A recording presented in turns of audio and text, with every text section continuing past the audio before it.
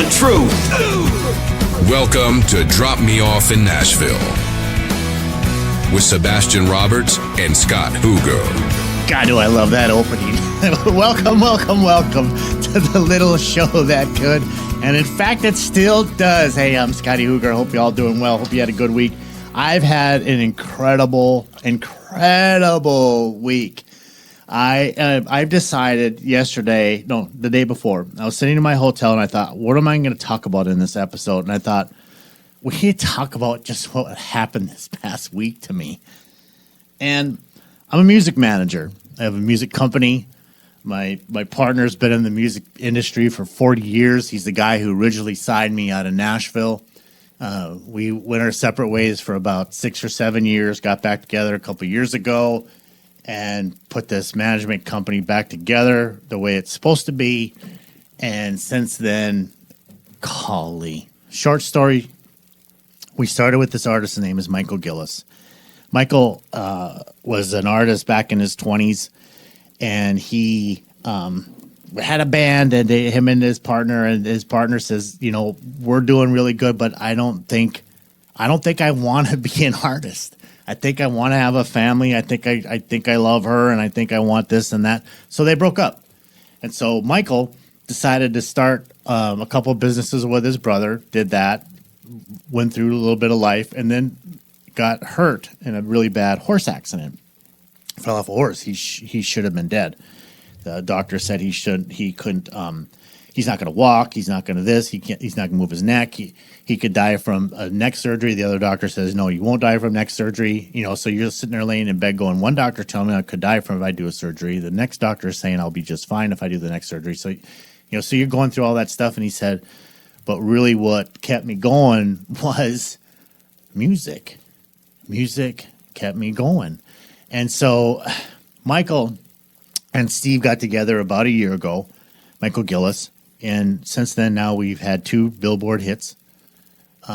We topped at 13. And then we just released a song called You and Me in Miami. And when we first originally did it, it just didn't fit right, or it didn't come out right. And so we kept playing with it, got it right, put it out, got our record promoters out there. And it started out on Media Base at 50 last week. And at this week, it's at 30, and it's still climbing. So he's doing very good. So what happened this week was that Michael called me and said, we're going to go to Miami and spend a week there, and we're going to shoot a music video. And it was awesome. There's this guy by the name of Jason Johnston. He's out of Nashville, Tennessee. He does film photography. He does everything you can imagine in film, music videos. He's well sought after for music award shows. You name it. He's the best of the best in town, and he's a great human being. Well, we hired him. He came down, and it was just the 3 of us. We hired, obviously, a model to help us in some of the shot scenes that we needed. We've had some clubs down there that were so incredibly gracious, comped our entire meals, dinners, food, drinks, gave us the best table, let us shoot out of their facility, just all these good. And the reason why they did that is we have the same lawyer. So I'll tell you guys, it's once you make it into the inner circle in Nashville, it's about who you know. So when you're filtering out your career and you're getting things going in Nashville, and you've been to honky tonk school with Scott Collier at Tootsie's, and he decides what he's going to do with you. He brings you in on Monday to Kid Rocks or wherever they do their schooling. And when I say schooling, it's literally helping, guiding, showing, teaching what songs that are good, what songs are going to make you money, what songs are not, what you can do, what you can't do. It's called Honky Tonk School. And every Saturday at like 2 o'clock in Tootsie's second floor back room, you can go in there and you can audition for the 15 places that Tootsie's owns around the world where you can play at.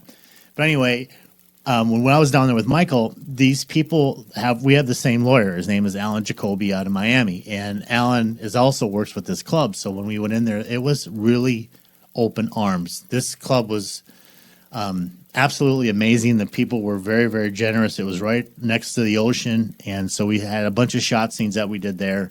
and we had a bunch of shots that we did. We almost did like a commercial for Miami, which was really cool because it's for the marketing point of view. This is going to be extremely cool. But so what I want to talk about today is management.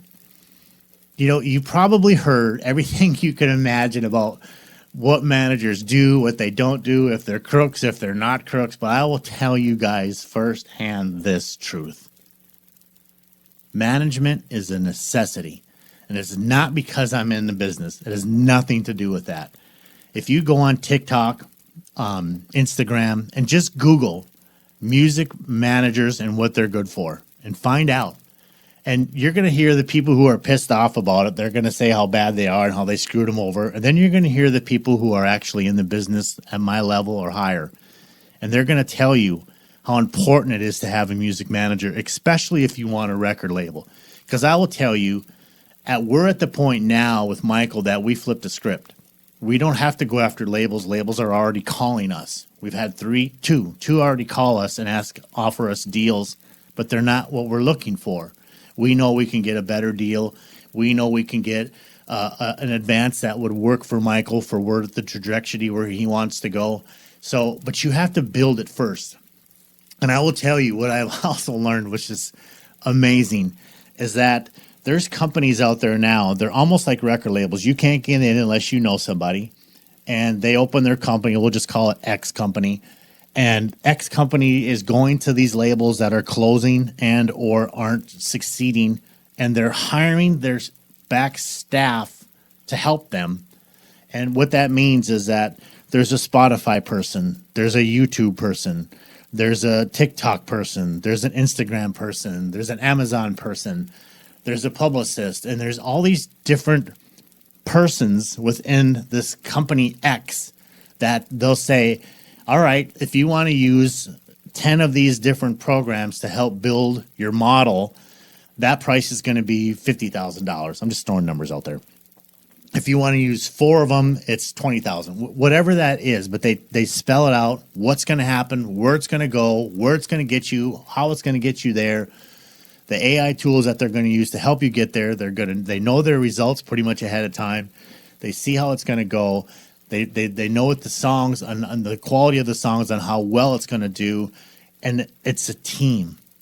So you get into a management company that has these connections, it's going to cost money because the management company is not going to flip out that money ahead of time. I'm not going to pay for your success. So we have an episode with the music investors a few episodes back that Sebastian and I did with Randy Rich, and how important it is to have a music investor and what they do and what they don't do. But it's important to have that because even if you did like a fundraiser in your hometown and you raised money or you went and did work or you worked 4 or 5 jobs to make enough money, you're probably looking at anywhere from $30,000 to $50,000. And what you want to do, here's the hidden secret, okay? Everybody listen. This is the secret. You can listen to all the noise all you want. You need to build your YouTube and your Spotify. That's it. That's it. Build it. Get those numbers up. And what I mean by get on playlists, get your music out there, strategically put your music out there. You could have 10 million people on TikTok. Nobody gives a shit. That doesn't pay the bills because if a label does kick you up, put your song out, you're going to have that one-off and you're gone because you can't sing. It's a one-off. That's kind of a general statement. So you guys know what I'm saying by that. But if you really want to stay in this and make it a music industry career, work on your YouTube and your Spotify. That is utmost important. If you're going to hire a team to work on your Spotify, on your YouTube, hire them to only do America. Don't let them AI you and get you likes in Cambodia. It means nothing. You have to get American likes. So hire the company, say, listen now, we're good. I'll give you whatever, $2,500, $10,000, whatever that number is. But I only want American listeners. It's super important because that's the real number that the labels are going to look for. Because they know everything else is just almost like a bot, B-O-T, like it's botting. And it's just kind of going out there and people are just clicking on it because that's what they do. So be smart about it. If you're going to invest in yourself, invest in YouTube, and invest in Spotify. We'll be right back. Here we go. Podcasters, it's time to level up your sound. Don't let your show get lost in the noise. You need exciting intros, powerful outros, and smooth transitions that keep your listeners hooked. That's where podcast production music comes in. From polished production elements to custom sound design, Mark Maynor is your audio production professional, delivering broadcast quality results every time. Call Mark at 727-609-7366 or visit podcastproductionmusic.com. That's podcastproductionmusic.com, and bring your podcast to life. Sound Pro, stand out. Podcast production music. Hey. Hey. Hey. Hey. Hey, listen. Hey, don't go nowhere. Sebastian and Scott got more coming at ya. That's right, y'all. You're tuned in to Drop Me Off in Nashville with Sebastian and Scott. I think they've been dropped off at a few Nashville bars themselves. All right, hey guys, so we're back. So remember, your personal manager, like there's business managers, there's tour managers, there's day-to-day managers, there's business managers, there's all these different managers, right? But out of the gate, you just need a music manager. Like he's almost your quarterback for the whole team. You know, your business manager is going to help you with your finances, your taxes, your royalties. Your tour manager, well, that's just that. Life on the road, logistics, where you're staying, why you're staying there, how long you're staying, when bus call is. There's all these different managers, but you don't need any of that other nonsense until you have a manager that first can help you. So get that. Now listen, guys. Listen. There's so many crooks. I mean crooks. And the way around that is very, very simple. This is what the price is. When you talk with your manager, say, when we're going to Spotify campaign, what does that cost? And it's this. Now, your management company, right out of the gate, is probably going to take 20% because you're a nobody. So anything that you do get, they're going to have to recoup something. And most management companies will also ask you for a small fee to be compensated for their work, because they're not going to do all this junk for free. It's not like whatever you were told in the past just doesn't work. The management company is the record label, because they get you to where you need to go. They get you in the doors you need to be at. And then the established labels come to you, and then they say, you know, we heard your artist on Billboard. What's going on? Or they'll look you up and they'll know. Like what's happening with us with Michael. It's crazy. We can't keep up with the people that are interested in what is going on in his life, which is great. But as you grow, the 20% will go down to 15, and then it will go down to 10, and then that's usually about where it'll pop off. Somewhere between 10 to 15% they'll take you. It just depends on what your sales are. But you gotta have somebody help you. So if you want to, you know, if somebody's going, hey, your Spotify campaign is going to cost $20,000, but the realization of it's only $5,000, and the management company's pocketing 15. That's a bad management company. Don't work with them. They're not good people. They prey on people like you, and we call them the sharks in Nashville or any other place in the industry. But like I said, if you go on TikTok, Instagram, and you look up real A&R or managers and find out what's going on, they'll tell you, if you doubt my word, that they are the new management company for record labels, that you have to have some kind of platform built already before you go in there. Now, we've talked in the past, I said, is that all that matters, is that you have numbers, not how great of an artist you are? Because that drives me absolutely insane. If a great artist is a great artist, it shouldn't matter what the hell their numbers are on TikTok, because nobody gives a shit, but apparently people do. I don't know why. But I would think that if they're great, they're going to sign them anyway. That's why I think a lot of these people off of these reality shows, American Idol and everything else, don't get record deals, because they're all cover songs. They're not original songs. So once cover songs don't sell unless you make them your own, and then you might get something out of that. But you have to have original music.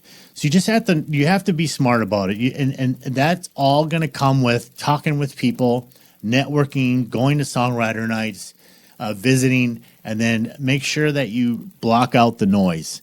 everything that we do with Michael, I'll tell you with our company, and it's the only one I really can talk about. I know a couple other ones that are really good too, but it's transparency.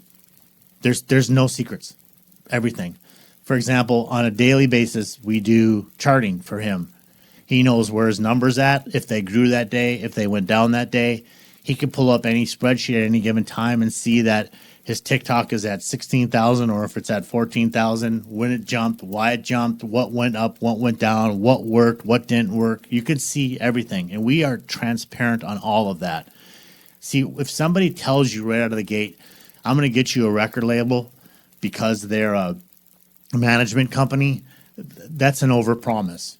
And then there's expectation with that. And then for some reason, most artists take that as, well, I'm getting a deal anyway, so now I'm a lazy ass. At the end of the day, you guys, you have to realize you are in control of your deal. You are the artist. If a management, I have an artist that I'm highly considering working with, and I keep saying over and over again, you have to, you're on this stage on Broadway. You have to say, my name is X 10 times a day while you're playing your shows.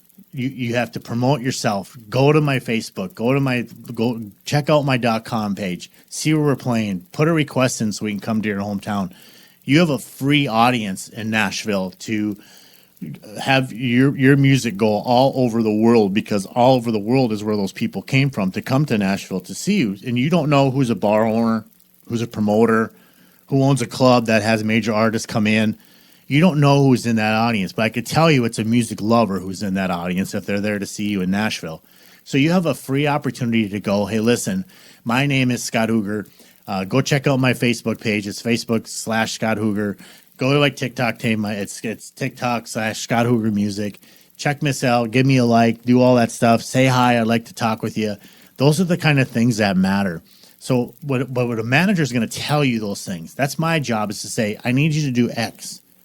And if you choose or you don't do X, and then we quickly start to lose interest in you, you're the only ones to blame. You could say anything you want or give it any excuse you want, but that's not how business works. There's a lot of companies who are crooked, but then there's a lot of companies who aren't crooked and are going to help you. So when you're told to do something, you got to do it because they're looking at the best interest. The communication, the weekly check-ins, we do weekly meetings. Like I said, the transparency is unbelievable. There's trust between us and the artist. If an artist would say to us, let's just say Michael. I'll say, Michael, we need to do this shot scene for this video. And Michael goes, I'm not feeling that. That's not what I'm looking for. That doesn't feel good to me. You have to be smart enough to go, that artist is the one selling the product. That artist is the one selling that song on stage. That artist is the one who wants to feel comfortable with that video, those songs, so he or she can put them out. And if you just want to make a video that was your liking and didn't think of the artist, you haven't done anybody any favors. All that you've done is you've started to put a wedge in your trust between you and your artist, and you can't do that. It doesn't work. So you have to work hand in hand. It's a long-term commitment between two people who become almost friends, where you can rely on each other. You know each other. Like right now, I'm very well aware. Every time I spend a lot of time with Michael, and I spent a week with him in Miami, I'm really well aware what works for him, and I know what he gravitates to. And those things are important because I spent one-on-one time with him in the car, shooting, eating dinner, visiting. We had a 2.5-hour dinner a couple nights ago, and we just talked about life. It wasn't about music so much. It was just about life. And I started to realize what's important to him, and he realized what's important to me. And those are the kind of things that matter. You have to have clear contracts with percentages, what the roles are, what the exit clause is if you want to get out. The first time you have to fire your manager, because that could happen, and you want to go to a different management company. Those are all things that are it's just business. And that's just what comes with this music industry. There's so much more that I need to tell you guys about, but I need to take a short break, and I'll be right back, okay? Hey, everybody. Willie here. I just ran into Sebastian and Scott over at Tootsie's Orchid Lounge. So let's raise 'em up and have a drink. It's a holler and a swaller. Beer. 1, 2, 3, holla! Now swallow. They were legends, icons, voices that shaped the soul of country music. Johnny Cash. Hello, I'm Johnny Cash. Loretta Lynn. Well, I was born a coal miner's daughter. Now you can walk through the places they called home all in one day. Just outside of Nashville, explore Hideaway Farm, the private cabin retreat where Johnny Cash found peace, prayed, and played for friends. See his personal cars, memorabilia, and the home that held his heart. Then, just a scenic drive away, step into the story of Loretta Lynn at her historic ranch in Hurricane Mills. Tour her beautiful home, visit her museum, and stand in the footsteps of country royalty. Two American legends, two unforgettable homes, one epic day trip just outside of Nashville. Book your tours now and experience country music history up close and personal. This is more than sightseeing, it's stepping into the soul of Nashville. Hey guys, we're back. It's funny, I was just catching my breath here for a minute during this commercial break, and I just got a message from Michael. And because I don't have permission, I won't read it all. But I'll tell you that this is an artist. This is exactly what we're talking about. The bridge between friendship and management, artist, and that trust that's built. Here it is. It's been 2 days since we shot this video, and he sent a very, very large text message about when we shoot again and add footage to this certain video, what do you think about doing X, Y, and Z? And should we shoot here? Should we shoot there? What do you think of that? He's bouncing ideas off people to try to get their creative minds flowing like he is. He's very creative. And I love that about him because he's a visionary. He sees things and he wants things to be the best that they can. And that's, you guys, he's building his brand. And I'll tell you, I'm not going to tell you what he did in his personal life before he got into music, but he understands what brand is. He understands when he's talking to people, if they look up when he's talking to them, what that means. If they look down when they're talking to him, what that means. He understands all that. He's a very good sales guy. Like they say, Garth Brooks is a marketing genius. I think of that about Michael Gilas. He can read people very well, and he knows how to steer them by the way they conduct themselves. And here he is. It's 3 hours earlier there, so it's probably very early in the morning where he's getting up in his hometown on the West Coast, and he is still thinking about the video and what we could do or what we should do or what could be added to it to make it better or for him to feel more comfortable, exactly what we were talking about. So it's so weird that text message came in just at the same time. So just remember, you got a free stage in Nashville. I like to use Nashville because I know it so well. Go to Broadway, play local venues every week. That's not just a gig. That's a free ad for you. You're not paying for an ad. That's free advertising. Go find Scott Collier. Go find John Stone. They mostly play at Kid Rock's. I think they only play at Kid Rock's. And just sit in the audience for 2 weeks. That's all I'm asking you. And watch them perform. You can't get it in one. You'll never get it in one show.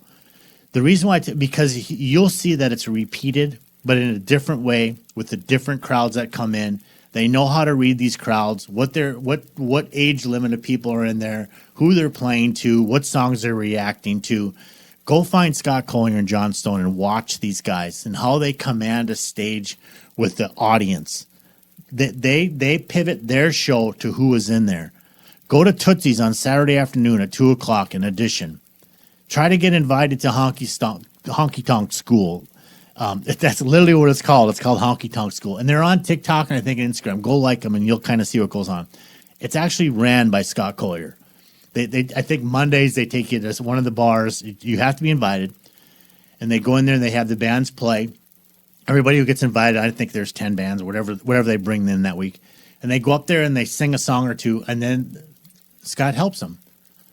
If you did this, okay, stop the band. If you did this, if you did that, if you moved this, if you moved that, oh, that worked out really good. Oh, no, you're good. Keep doing what you're doing. That guidance is there. That's like, you can't buy that. You can't buy it. What he's offering you or teaching you at honky tonk school, you ain't going to find anywhere else. You're talking to a guy that's been there for 20 years and seen everything. These guys aren't paying me for this commercial. Tootsie's isn't giving me any money. Collier's not doing it. I'm just saying this out of the goodness of my heart because I know these people. Go there. Go figure it out. They'll train you how to maximize your income in Nashville. And if you don't make it in industry, I promise you, when you're done on Broadway after going through honky tonk school with Scott Collier, John Stone, watching these guys, dealing with your craft, you'll go back to your hometown. You will be the biggest star in your state. And you will get to play from an agency instead of playing for tips down at Tootsie's and maybe getting $50 from the bar or whatever it is, whatever their draw is that they give you, if they give you anything at all, and just playing for tips, even though you could make up to six figures down on Broadway. When you get back home, you'll play Friday and Saturday night with some local agent who will hire you immediately, and you will get $2,500 to $7,000 a night, and might open up for Black Hawk or whoever else is in town at the local bar, and you'll get all these gigs. They'll go to you. They'll know you're the best, and that's what's so cool about Nashville. Whether you're going to go there and make it as a celebrity, or you're going to go there and you're there for 5-6 years, everybody starts to know your name because you're there all the time, and you'll be in the inner circle. And then if you don't make it in the industry, you start a business, your business will be successful in Nashville because everybody knows you because you've been there for so long and you're a good human being. Or you decide to go back home and life takes you there and you play on the weekends or opening up for major artists when they come to town, you'll make a lot of money. And those are the things that are matter. So you just have to realize Nashville is free advertising. You have people from all over the world coming. And you guys all know, if you're in Nashville, how many bars there are. There must be 60, 70 bars there. But those people picked your bar. They like something about you is why they stayed there while you were singing. So now you have them. And if you have them, work it. My name is X. I play here on this night. I'll be here tomorrow at 3. Go to my Facebook. I just did a new song. I'm writing. Tell them a little bit about yourself. Explain what you're doing, how you got to Nashville. Then get right back into the next song again to keep them. But entertain them somehow, some way so they know who you are. If you're going to put like a QR code where you want to beg for money through Venmo, make it look nice. Don't make it look gaudy. Make it look nice. Put something in front of the stage that says who you are with a QR code on it. Anything that matters that can drive people to your website, drive people to your numbers. Once you get on Spotify and YouTube, remember, those are the two big ones that label look at. Spotify, YouTube. Spotify, YouTube. Don't forget that. That's where you want to build.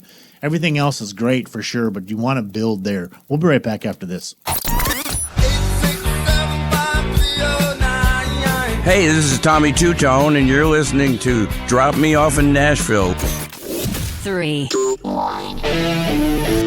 Your guitar isn't just an instrument. It's your voice. Your soul, your weapon. So don't let it dull out. Bring it to life with Doc Simon's Miracle Guitar Polish, the premium 4-ounce organic formula that restores, protects, and ignites your finish with a stage-ready shine. Safe for every guitar finish and fine wooden instrument. Zero junk, all tone. Whether you're shredding solos or strumming stories, this polish delivers pro-level results every time. Make your guitar look as good as it sounds. Doc Simon's Miracle Guitar Polish. Your secret weapon for shine, tone, and total respect. Get yours now at SlamoCustomGuitars.com. That's SLAMO CustomGuitars.com. All right, thanks for hanging in there with me, you guys. I want to talk about 10 more minutes of this, just so I can make sure that I understand exactly what you guys are getting into. Remember that we're going to grow your account as a management company. We're going to build your identity. We're going to make you market ready. Artists don't get in a room without representation. You need somebody advocating for you. Labels now expect a finished product, an image, story, fans, shows, streaming traction. They're looking for you to be able to keep somebody employed full-time, 6 to 7 people that you're going to pay for through the money that you've making out on the road. They're not going to pay for that. You have to keep those people employed. So they're not going to invest $1 million into your advanced if you can't invest into yourself and get things going on your own. It's like building a McDonald's. You have to give them money to start. It's the same thing, Hill. You're building your brand to get things started. Music companies aren't stealing employees from major labels. Like I told you, A&R, digital strategists, publicists, they're going to them and they're going, we're going to start this little company that's good because they know the secrets. You know, they worked in these industries, so they know the secrets. So they're going to go, I'm gonna take some of my A&R and digital strategists, publicist people, and I'm going to start my own company because we know how to get then who is running these campaigns for Spotify and YouTube. And we're going to start our own company, but you have to know somebody to be able to get into that company, just like you do at a label, to start building your brand. But why do you need this stuff? It's because labels don't want to take the risk anymore. It's really simple. They don't need to take the risk anymore. They want a ready-made product, which means your McDonald's needs to be selling the best hamburgers in the drive-thru wrapped around, and it's going really well. They expect that. I get that. I appreciate that. It doesn't mean that we have to like it, but that's their rules. And that model will change 10 more times in the next 10 years.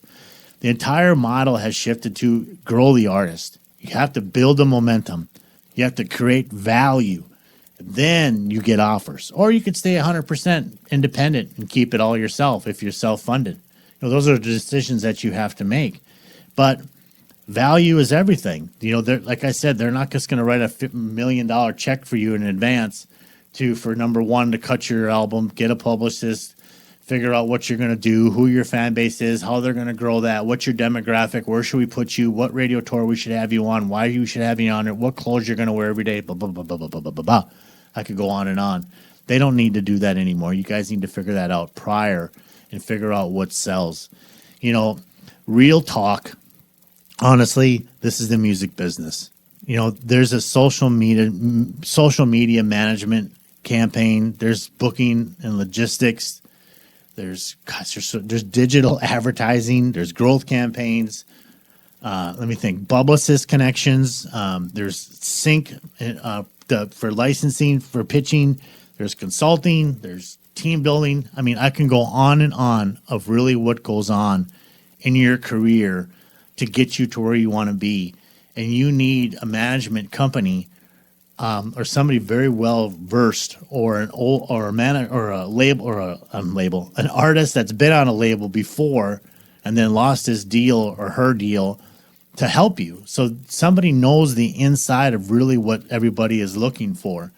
You know, I don't like the fact that numbers matter more than the music. But that doesn't matter. There's nothing I can do about that. That's just the way it is. You know, Spotify and YouTube, those numbers matter. I said it 1,000 times on this podcast, but I need you to hear me. You know, the myth that numbers don't matter if the music is good is wrong. Numbers equals data. Data equals leverage. Let me say that again. Numbers equal data. Data equals leverage. Data is everything. If you have the data, that's everything. We know where you're being played, where people are listening to you, what part of the country you should go in, where you're lacking. We should do some radio tours there. We should do some meet and greets. We should do something. You should go to the Mega Mall and sign autographs if you're not doing well in Minnesota, or if you are. Those type of things we understand, and that's what numbers and data gives you. It gives you not an opinion, it gives you fact. So do your Spotify music play. Put your music in front of the fans. Get on playlists like, Radar. Release Radar would be a good one. Discover Weekly. That's a good one you guys can get on. Get on editorial playlists like, top of my head, Hot Country, New Boots, Boots, Boots. Fresh Finds maybe would be a good one for you guys. And some of this stuff require a manager or publicist or a label rep pitching behind the scenes for you to get on those. So you ain't going to get on some of these charts unless you have some kind of representation for somebody to put you on there or know somebody in there that's going to allow you to be on those charts. Because remember, there's 24 hours in a day. They have to play so much time in commercial. There's some of the best artists in the world already on that radio station or getting played in those time slots. Who are you going to knock off to put your song on there? Morgan Wallen, Garth Brooks, back in the day, Loretta Lynn, Charlie Pride. Who are you going to knock off so your song can be played instead of Morgan's, for example? Is your song better than his that you can put your song and take the place of his? That's what your competition is. That's what you have to understand. So when you look at the industry, it's consistent monthly listeners. You get those people that, if anybody out there, we all hate Spotify. We all know the guy that started as an ass, and he's richer than all the people who put his music on there, and we don't get paid shit, and it's a complete ripoff. It is what it is. And until that format changes, there's nothing we can do about it. So get on these playlists that are happening on YouTube and Spotify. You have to have consistent monthly listeners, and it shows. We know all those numbers. You have to have repeat listeners for the same song over and over again. Like I have a playlist from anybody from the movie soundtrack Grease to Keith Urban to Loretta Lynn, the Charlie Pride to Tennessee Ernest Ford is on this thing. But I make my own playlist, and then these people get on it, and that's what they look for. Your music has to be good enough to get on those playlists. You have to have the playlists that are ads and people who are saving your music and they're liking your music. You have to get those numbers up to the hundreds of thousands, 200,000, 300,000. You have to watch your YouTube engagement and what works, what doesn't. The follower growth rate, not just the statistic numbers, but who's following you and how often are they following you. These things, you guys, they matter. And I know that firsthand. I'm telling you the God honest truth because I live it. I know it, and I see the calls that come in from the different labels now who are interested in our artist. And this is exactly what we did. We put him out this way strategically. We track everything he does on a daily basis. And he invested in himself in a way that he wanted to make sure that he knew that his growth would be in the right way, organically, in the United States. It doesn't matter if you have 500,000 listeners in China. It means nothing. So just remember, this is the music business. You're a brand. You're a product. You have to have some kind of commercial potential, fan loyalty. And in the music industry, you guys in Nashville, you're blessed because those country music fans, they will stick with you forever. Like you hear me talk about my heroes, Garth and Charlie Pride and Loretta Lynn all the time, and I still follow and love those people to this day. I listen to a Charlie Pride and a Loretta Lynn song just about every day. And I would listen to Garth, but he's only on Amazon, and that's not the only streaming platform that I use. But I did listen to Garth most of the morning this morning while I was getting ready. You got to your fans will stick with you forever. There's just no doubt about that. So that you're very blessed to have that. Listen, it's been tough without my partner. It's been a couple weeks, and I miss him. And I hope he's on the road to getting better. But we'll get through this together, okay? There's a .com page. Send me some questions. We're trying to figure this out where I can have people call in, and you can either yell at me or ask me some stuff, and we could talk live on the air. But one way or the other, we'll get through this, and we'll get my partner back up in here and healthy the way he deserves to be in life, and we'll keep going. But like and subscribe, and thank you so much for listening, and I'll talk to you next week. Thanks for joining Sebastian and Scott. Don't forget to like and subscribe to join the Drop Me Off in Nashville family. Engineering and production provided by Podcast Production Music. Well, Nashville, can't thank you enough for all the time. Y'all come back now. Here?